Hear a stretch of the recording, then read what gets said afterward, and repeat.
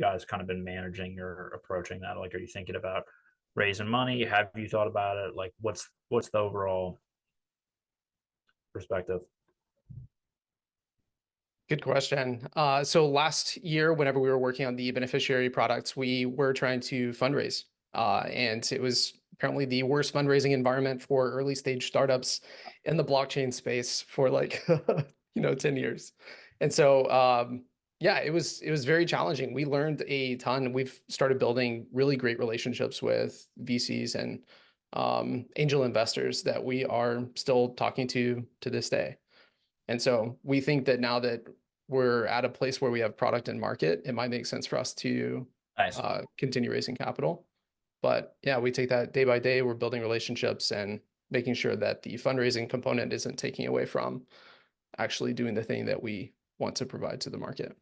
Cool. So you're sort of you're building those relationships, nurturing them, and kind of waiting for the um, time to do it. But even further on that, like, or do you see like the growth of the company requiring like a huge capital commitment? You know what I'm saying? Like, are you thinking about, oh, I'm gonna, we're gonna put all this money into advertising or hire a bunch of people? You know what I'm saying? Like, what's the, or do you see it as like more of a stacking it sort of brick by brick type approach? Either. So we're building regardless of whether we have capital or not. Got it. And I think that puts us in a unique position because we're not dependent on capital in order to make this thing work. Hmm.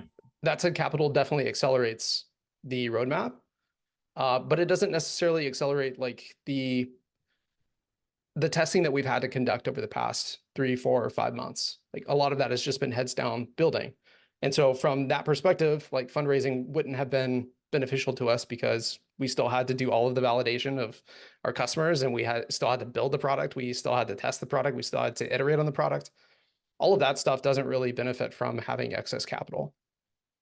Once you have the product in the market and are seeing signs of product market fit, that's Sure. when we think that really adds fuel to the fire, not necessarily provides a match to light the fire.